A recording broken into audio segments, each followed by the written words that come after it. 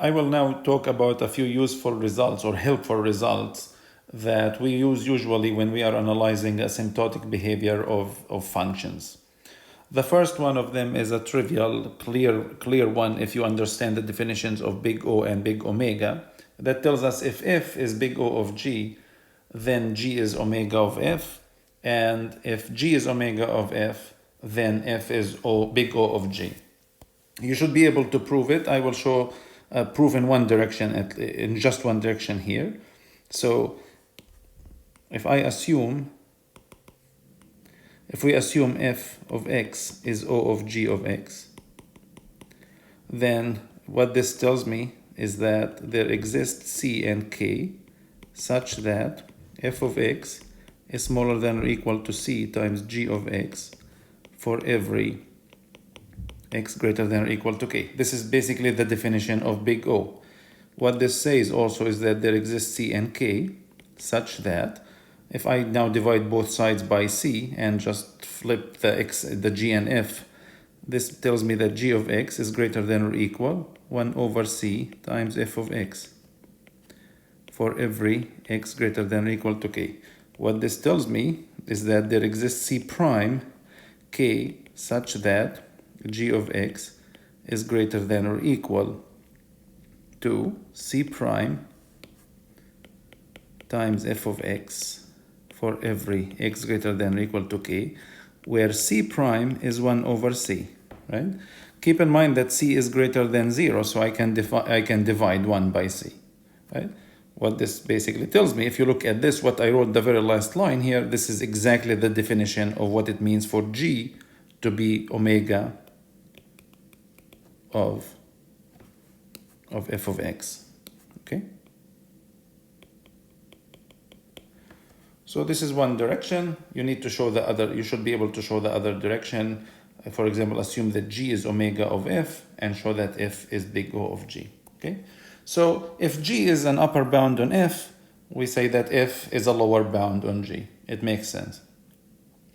The second result here is that theta can be defined really in terms of both big O and big omega. And this makes sense because when we look at it diagrammatically, and we said that, we have a function here that is bounded. So if this is f and it's bounded by c2 times g and c1 times g, then g is a lower bound on f when I use the constant c1, and g is an upper bound on f when I use the constant c2.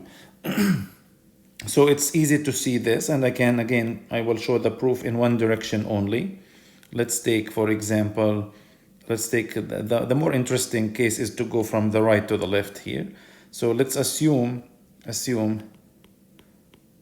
that f of x is O of g of x, and f of x is omega of g of x. If we assume this, it means that there exists c1 and k1 such that f of x is smaller than or equal to c1 times g of x for every x greater than or equal to k1. And f is omega of g of x. This means that there is c2 and k2 such that f of x is greater than or equal to c2 times g of x for every x greater than or equal to x2, for the k2, sorry. Okay, so if I look at this here from these ones, I know that f of x is smaller than or equal to c1 times g of x. It's greater than or equal to c2. So f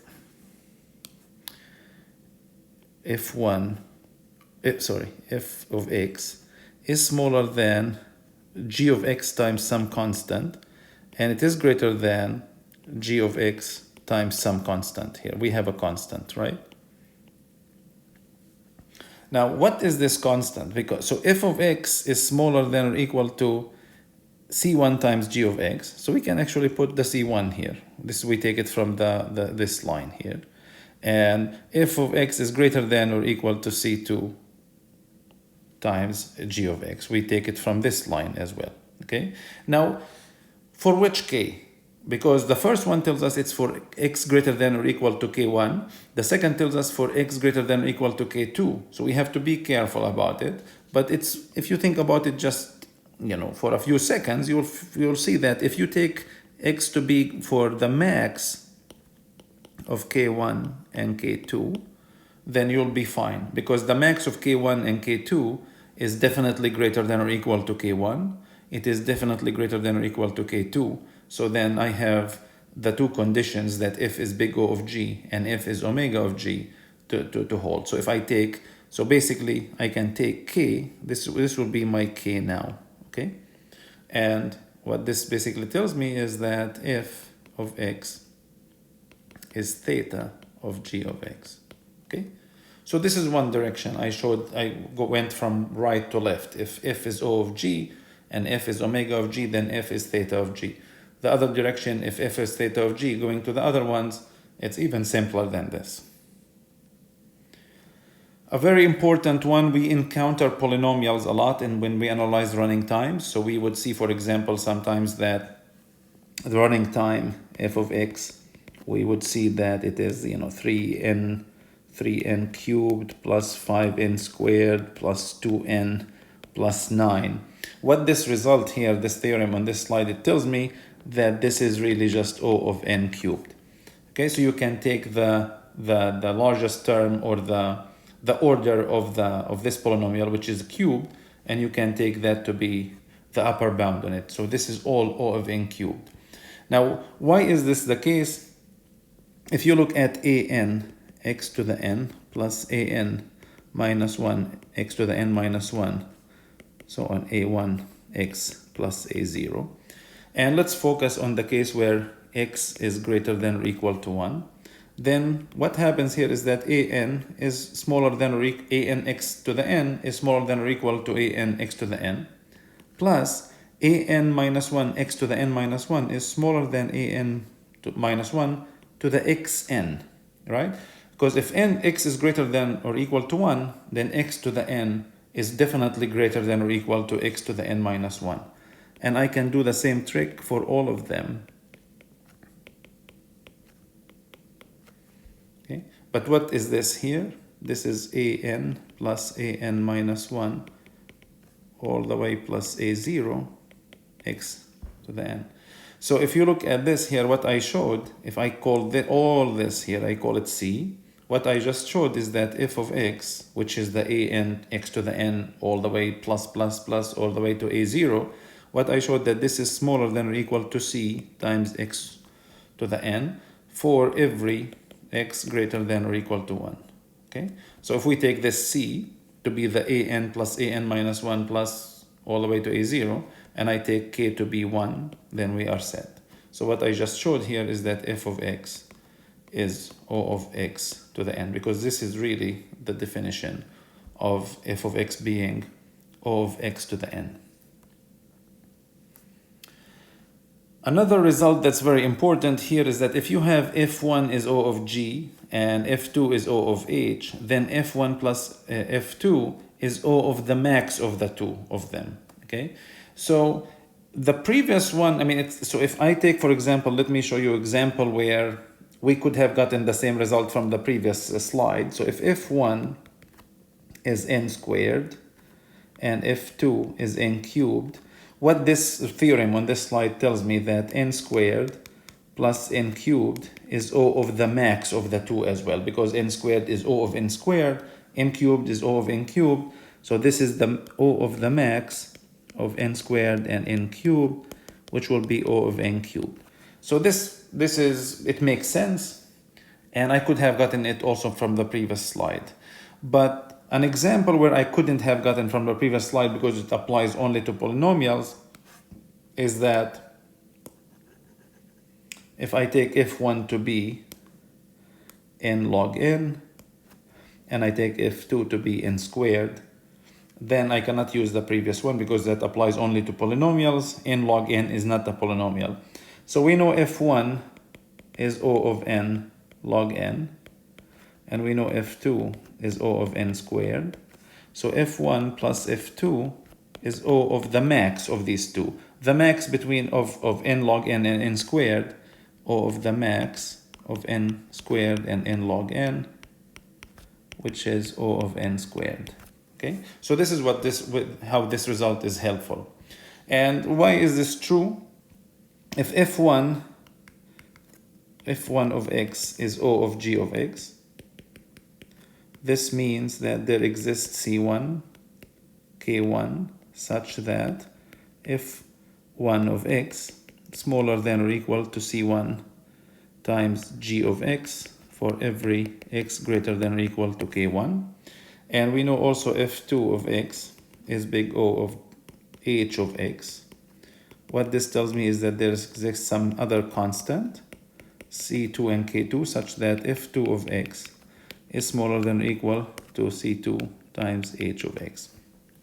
Okay, so if I look at f1 x plus f2 of x, then we know that this is smaller than or equal to C1 times g of x plus C2 times h of x. Okay, this is when I take, for example, for every x greater than the maximum of K1 and K2. But now this here, if I, for example, I can actually take it small, this is smaller than C1 times g of x plus C1 times h of x. If I assume, for example, that C1 is greater than or equal to C2, okay? If C2 is greater than or equal to C1, then I replace the C1s here by C2, which equals C1 times g of x plus h of x here, okay? But g of x plus h of x, this is smaller than C1 times, that's g of x plus g of x. Assuming here that g of x is smaller than or equal to h of x. Okay? Larger than or equal, larger than or equal. What happens if h of x is larger than or equal to g of x? Then I can just, instead of g of x here, I write h of x, okay? And what this is, C1 times 2 times g of x. But C1 times 2 is just a constant. So what did we show here? That f1x plus f2 of x smaller than or equal to c times g of x, which basically says f1 plus f2 is big O of g of x, if g of x is the larger of the two functions, g and h, which basically establishes the result. Again, if h is larger than or equal to g, then we show that it is also that f1 plus f2 is O of h. Okay? The last result I want to show here is that if we have f is O of g, f2 is O of h, then the product of the function is big O of the product of these two.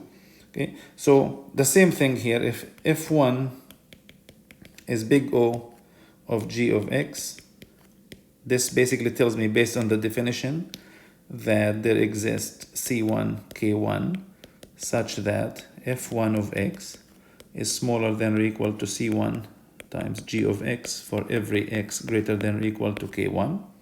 And f2 of x is O of h of x, which basically tells me that there exists two constants, C2 and K2, such that f2 of x is smaller than or equal to C2 times h of x for every x greater than or equal to K2. So now if I take f1 of x times f2 of x, then I know that they are smaller than C1, smaller than or equal C1 times G1 of x times C2 times G2, sorry, not G2 and not G1 here. This is g of x and this is h of x, right? This is equal to C1 times C2 times g of x times h of x, right? So if I take this, I call this whole thing as C, then I just showed that f1 times f2 of x is smaller than or equal to C times g of x times h of x. And again, it's usually the same trick for every x that's greater than the max of k1 and k2. So I showed that f1 times f2 is smaller than or equal to c times g times h for every x greater than or equal to the max of k1 and k2. And this is basically the definition of big O, right? Because this one here is the constant, and this is the constant k. So there exists a c and there exists a k. The k in this case is the max of k1 and k2, such that f1 times f2 is smaller than or equal to c times g times h of x, which tells me that f1 times f2 of x, based on the definition, is O of g of x times h of x. Okay, so this is very important, and this specific result appears usually when we have, for example, nested loops in an algorithm. If the outer loop, for example, takes on the order of n, and the inner loop takes on the order of log n, then the running time of this loop is the product of these two. It's the n times the log n. Okay, this is where this result is usually useful.